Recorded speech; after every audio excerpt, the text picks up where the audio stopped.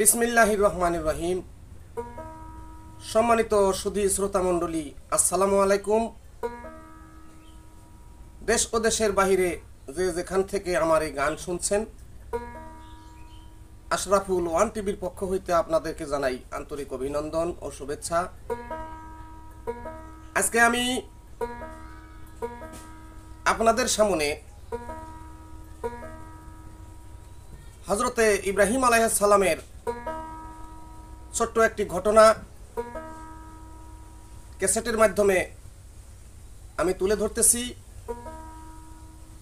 এই ঘটনা বা কাহিনী শুনে যদি আপনাদের ভালো লাগে, অবশ্যই এই চ্যানেলটিকে সাবস্ক্রাইব করে লাইক, কমেন্ট ও শেয়ার করবেন। ধন্যবাদ।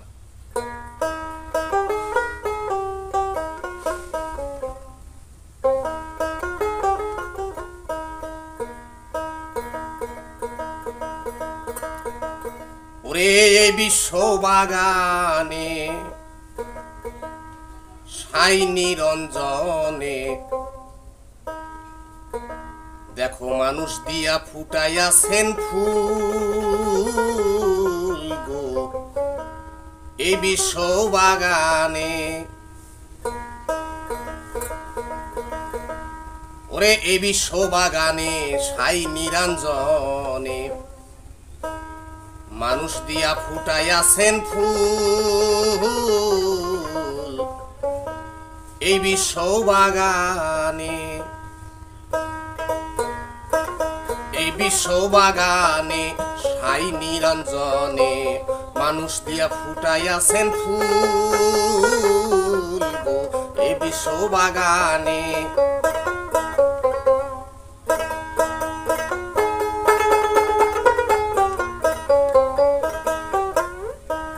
পিতা মাতার চরণ ধুলি মাথায় তুইলা লই, ওস্তাদ আমার জয়নাল কবি সালাম জানাই।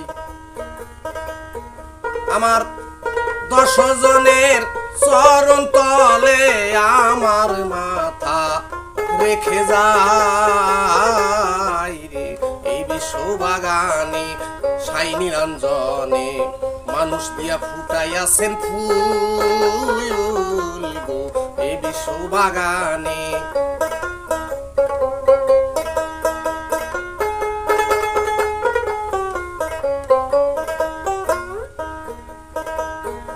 এখন মহাজনী ইতি দিয়া লাইনেতে যাই,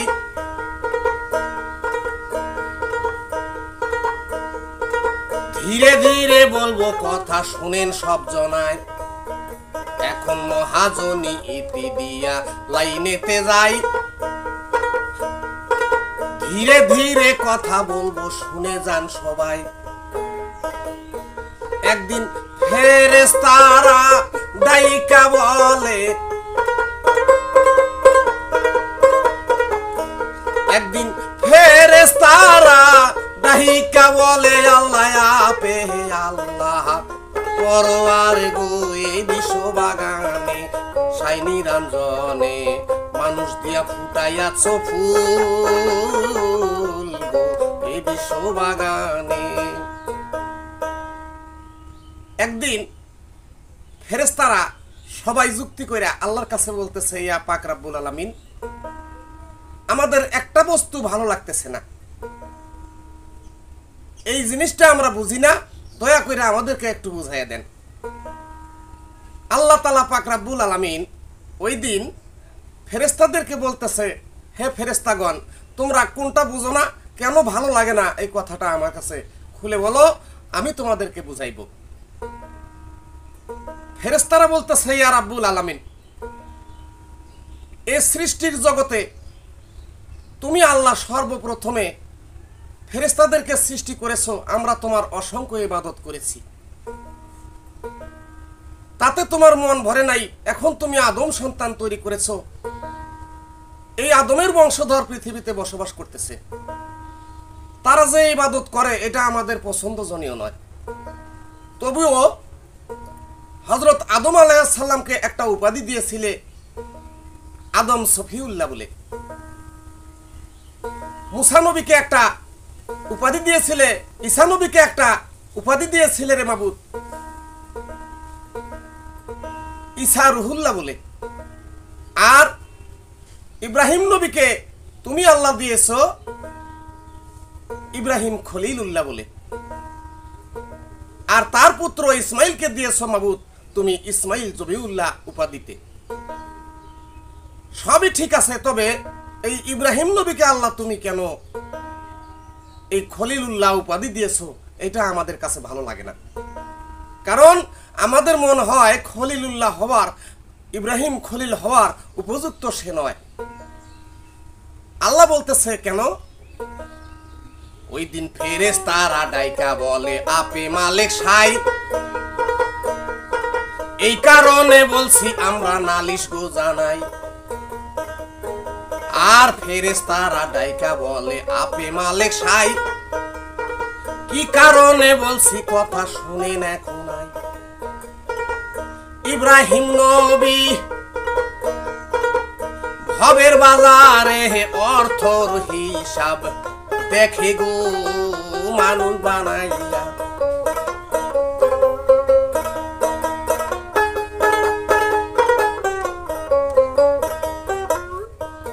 হে আল্লাহ পাক পরওয়ারদিগার, টাকা পয়সা ধন লইয়া থাকে ব্যস্ত, আর সদা সময় টাকা পয়সা করে গো ব্যাপার। কখন জানি ভুইলা যাবে তোমায় ভাবে হে বুঝি, এখন আর এ বিশ্ব বাগানে।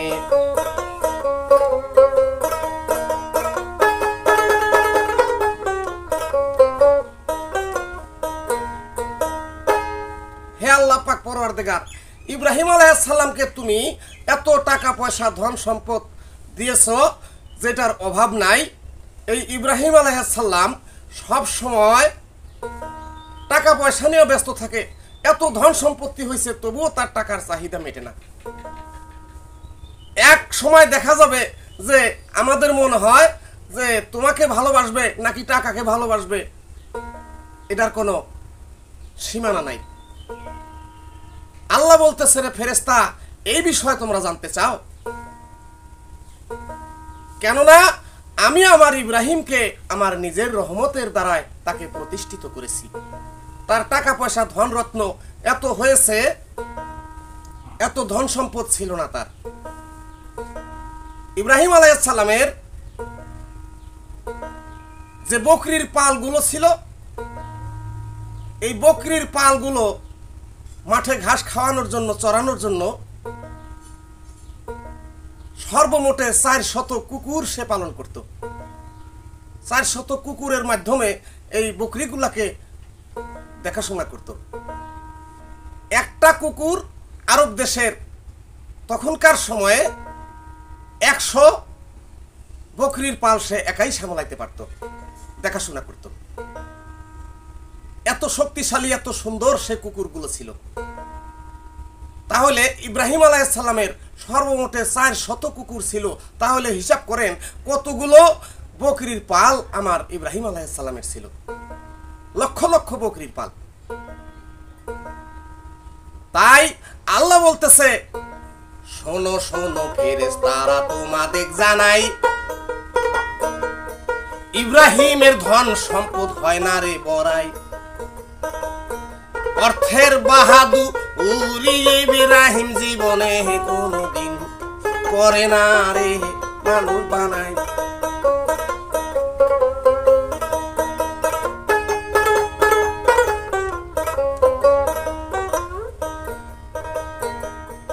ইব্রাহিমের ঘরে যেদিন আপে পরোয়ার, হাজেরা বিবির গর্ভে সন্তান দিল আর। এই যে ইসমাইল যখন জন্ম হইল, শুনেন তাহার ঘটনা রে।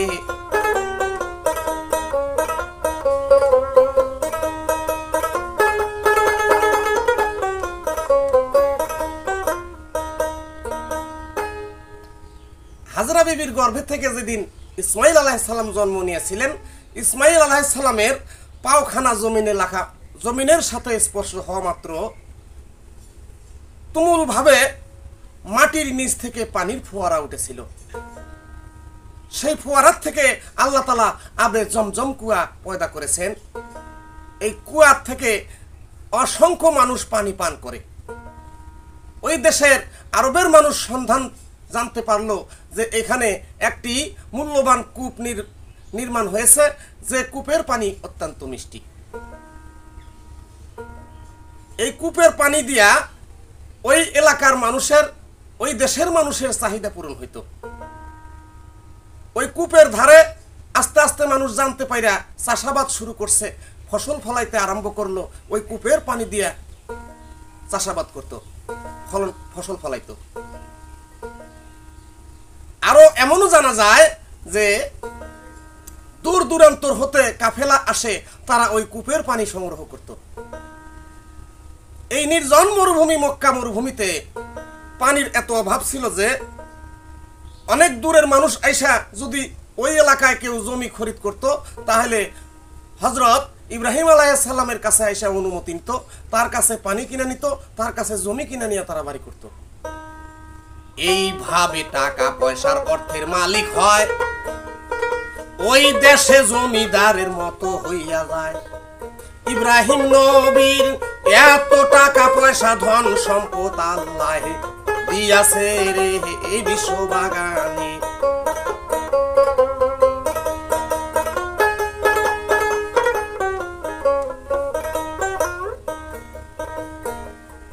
এত টাকা পাইছে ইব্রাহিম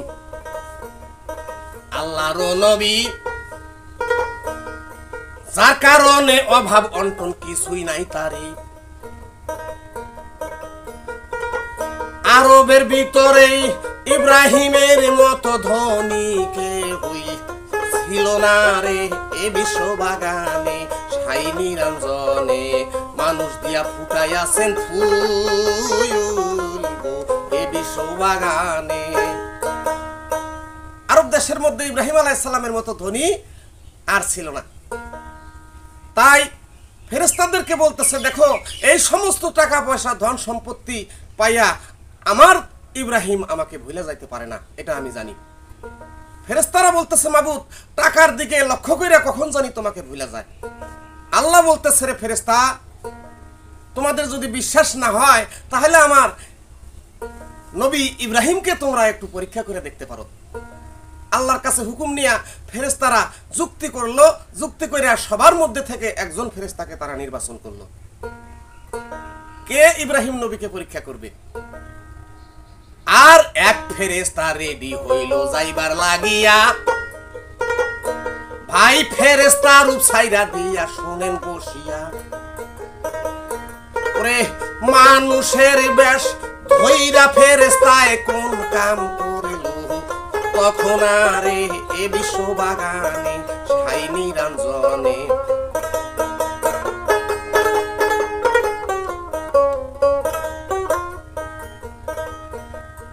মানুষের রূপ ধরলো এবার ফেরেশতায় যায়া, আস্ত একটা পাগল সাজলো ভবে আসিয়া।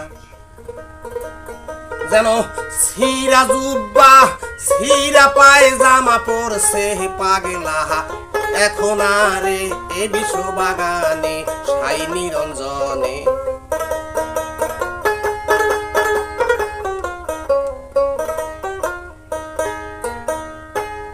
ফেরেশতা সুন্দর মানুষের রূপ ধারণ কইরা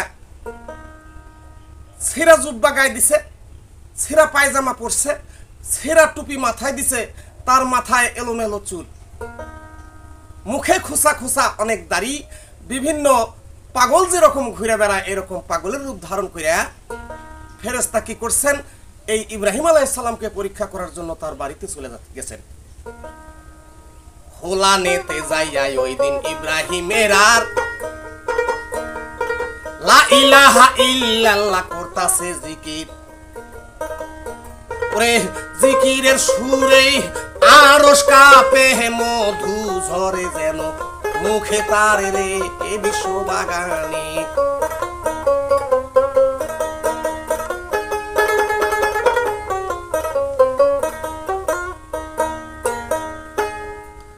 এমন ভাবে জিকির করতেছে, আল্লাহর উপাসনা করতেছে, আল্লাহকে এমন ভাবে ডাকতেছে, চিৎকার দিয়া এমন মধুর সুরে চিৎকার দিছে যে কণ্ঠের সুর মানুষের কলিজার মধ্যে লাগতে পারে। চিৎকার দিয়ে বলতেছে, আমার আল্লাহ এত বড় দয়াশীল, এত বড় দয়াবান, এত মর্যাদাবান, আমার আল্লাহর মতো আর কেউ নাই। আমার আল্লাহ আমার কলিজার টুকরা, আমার আল্লাহকে আমি আত্মা দিয়া ভালোবাসি। যে ব্যক্তি আমার আল্লাহকে ভালোবাসে না সে কখনো মানুষ হইতে পারে না, সে জীবনেও মানুষ হইতে পারবে না। আরো অসংখ্য ভালো কথা বলতেছে, শুধু আল্লাহর গুণগান গাইতেছে। আরো বলতেছে, আল্লাহ একক, আল্লাহ নিরাকার, আল্লাহ কাউকে জন্ম দেয় নাই, কেউকে কারো কাছ থেকে আল্লাহ জন্ম নেয় নাই। বিচারের দিনেও আল্লাহ, এখনো আল্লাহ, আল্লাহ ছাড়া কোনো গতি নেই। আরে এত সুন্দর উপাসনা করতে আছে তাই কান্দা কান্দায় ওই পাগেলা কত কথা কয়।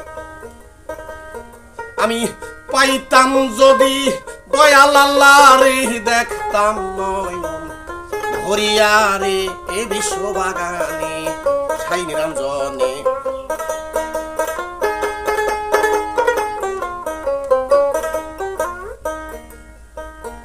ওই দিন ইব্রাহিম নবী ঘরের ভিতর বিছানাতে তার শুইয়া শুইয়া আল্লাহর জিকির করতেছে। এইবার বাইরের আওয়াজ পাইয়া ইব্রাহিম নবী ঘরের জিকির বন্ধ করে রে এ বিশ্ববাগানে ছাই নিরঞ্জনে।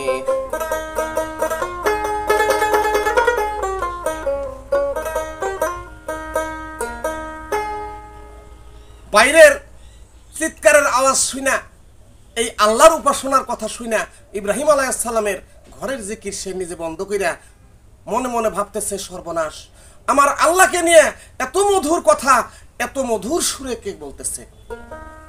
আমার এত বড় ছোট্ট থেকে হয়েছি, আজ পর্যন্ত এত সুন্দর কণ্ঠের আওয়াজ, এত সুন্দর আল্লাহর গুণগান গাওয়ার মতো মানুষ আমি একজনকেও দেখিনি। তাড়াতাড়ি ঘর হইতে বাহির হইয়া যায়, আল্লাহকে যে ভালোবাসে এমন মানুষ গো কোথায়? কে বা করে আমার আল্লাহর জিকির, একটু দেখবো নিজের নয়নে রে এ বিশ্ববাগানে ছাই নিরঞ্জনে। মানুষ দিয়া ফুটাইয়াছেন ফুল এ বিশ্ববাগানে।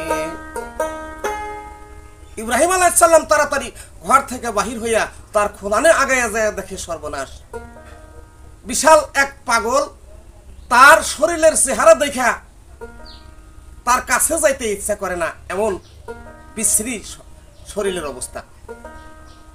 ছিঁড়া পোশাক, এলোমেলো চুল, ছিঁড়া পায়জামা, এমন অবস্থায় আসছে যেন এই পাগলকে দেখে মানুষের রুচি হবে না।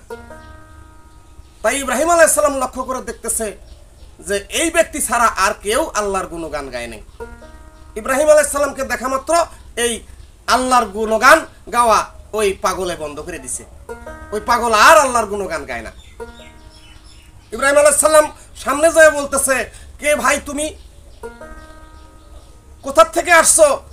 আমি আগে তো তোমাকে কখনো দেখি নাই, আর এই মাত্র কে এই মধুর সুরে আমার কলিজার টুকরা, আমার মোহাব্বতের সেই আল্লাহকে ডাকলো? এটা তোমার কাজ ছাড়া আর কারো কাজ নয়। ভাই তুমি কেন বন্ধ করলা? তুমি আল্লাহর জিকির আরো করো, আল্লাহর যত গুণগান গাইছো এটা কেন বন্ধ করলা? ঘর থেকে শুনতে পাইরা আমি পাগল হয়ে গেছি। তুমি আমার আল্লাহকে যেভাবে ডেকেছো, যেভাবে গুণগান গেয়েছো, দয়া কইরা আমার সামনে একটা বার তুমি সেইভাবে আল্লাহকে আবার ডাকো। তোমার ডাক শুইনা আল্লাহ সইতে পারবে না, আল্লাহ যেভাবেই হোক তোমার সাড়া দিবে। তুমি একটু আল্লাহকে ডাকো, আমি নিজ নয়নে দেখব। ওই পাগলে ডাকিয়া বলে ইব্রাহিমকে, আর হুজুর আর ডাকবো না, আর ডাকবো না ভবেরই বাজার। একবার তো ডেকেছি, আরে ডাকবো না, ডাকবো না, যাবো চলে গো এ বিশ্ববাগানে।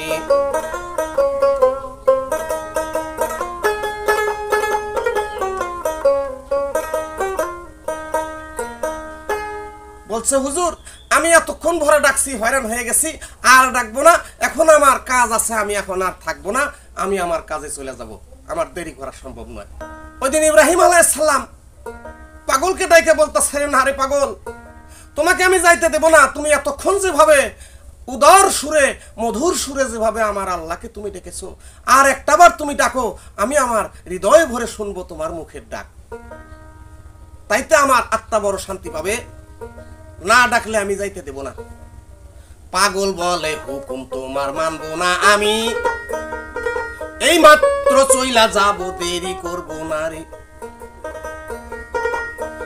আমার ঝামেলা আছে অনেক, দেরি আমি করব না রে, এই বিশ্ববাগানে সাই নিরঞ্জনে মানুষ দিয়া ফুটাইয়াছেন ফুল, এই বিশ্ববাগানে। পাগল থাকবে না, আমার ইব্রাহিম আলাইহিস সালাম সামনে যাইয়া দুই হাত বাড়িয়া রাস্তা আটকাইছে, তোমাকে আমি যাইতে দেব না। ইব্রাহিম আলাইহিস সালাম যাইতে দিবে না, পাগল আল্লাহকে ডাকবে না।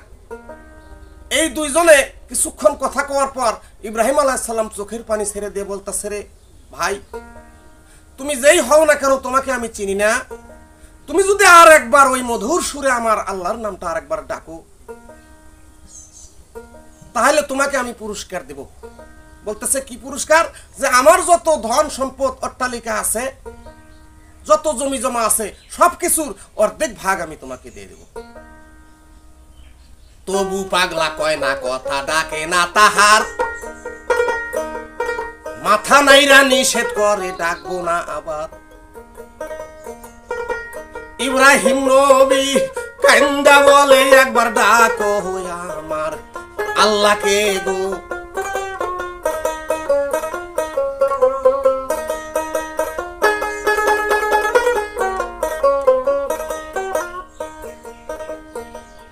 ওই পাগলে ডাকবে না বলতেছে আবার। ওই দিন ইব্রাহিমে কান্দা বলে পাগলকে তাহার, শোনো শোনো ও ভাই পাগল, আমি বলতে আসি তোমারে বিশ্ববাগানে।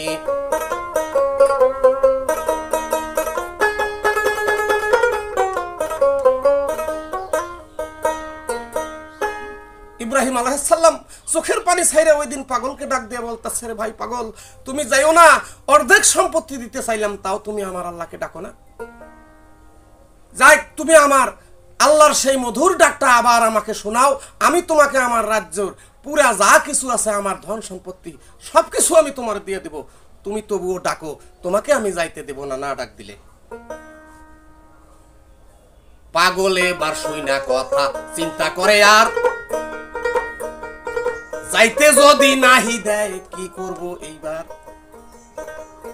ওদিন পাগল বলে, হুজুর ডাকতে পারবো না, এই ভব এই সংসারের এ বিশ্ববাগানে।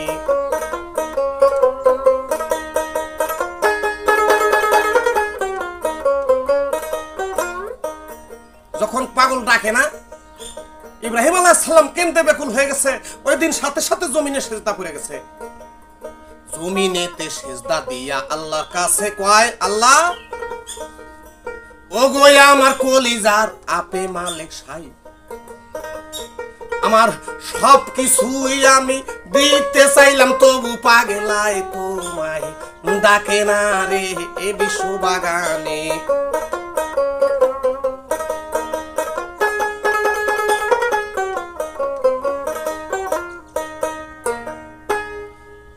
যখন কোনো কথা মানে না পাগল, তবুও ডাকে না, সম্পূর্ণ ধন সম্পদ টাকা পয়সা দিয়ে দিতে চাইছে।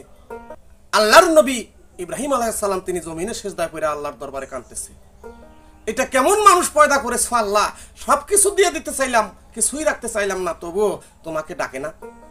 ইব্রাহিম নবী আল্লাহর দরবারে সিজদা দিয়ে পড়ে আছে, এইদিকে সুযোগ পাইয়া ওই পাগল ওখান থেকে পালাইছে। কারণ মনে মনে ভাবছে, সর্বনাশ, আমি ধন সম্পদ টাকা পয়সা দিয়ে কি করব, আমি তো মানুষ নয়, আমি হইলাম একজন ফেরেশতা, অতএব এখানে থাকলে পরে আমার বিপদ হইতে পারে। আর তাই তো দেখো ইব্রাহিম নবী কাঁদছে যারে যার, সিজদায় পইরা কাঁদতে আছে, শুনেন সমাচার। এদিক ফেরেশতা কি করিল, গায়েব হইয়া গেল সইলা আল্লাহর দরগায় গো এ বিশ্ব বাগানে।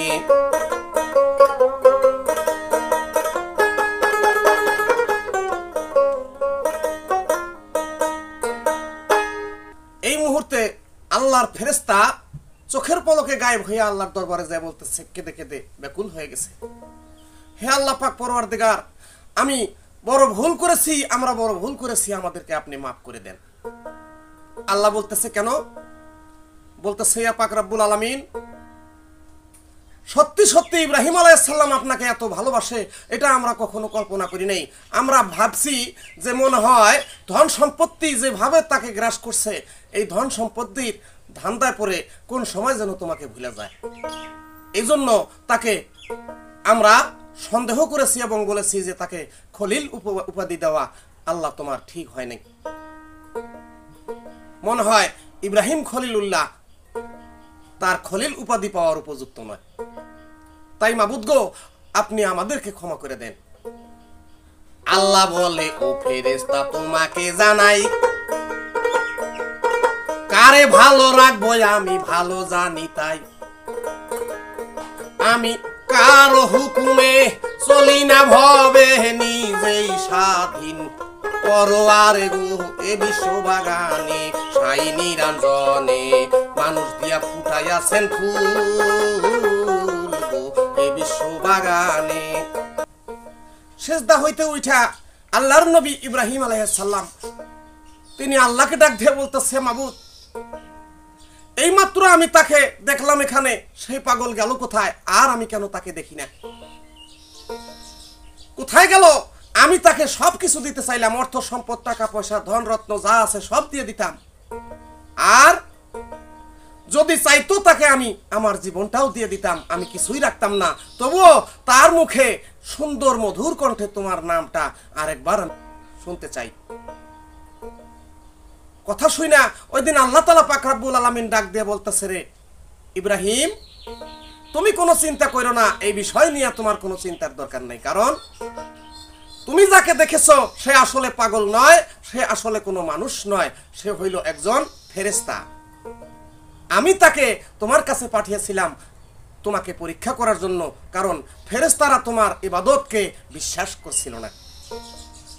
আরে কথা শুই না সাথে সাথে নবী ইব্রাহিমে আবার দেখো সেজদায় পইরা কাঁদছে যার যারে, আমার সব কিছুই আমি দিব বিসর্জন, আল্লাহ তোমায় ভুলতে পারিব না রে এ বিশ্ব বাগানে। সাই নিরঞ্জনে মানুষ দিয়া ফুটাইয়াছেন ফুল এ বিশ্ব বাগানে।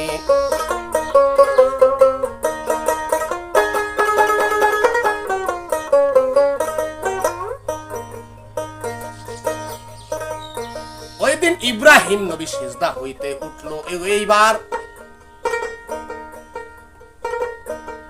সুন্দরভাবে চলতে আছে ভবেরই বাজার।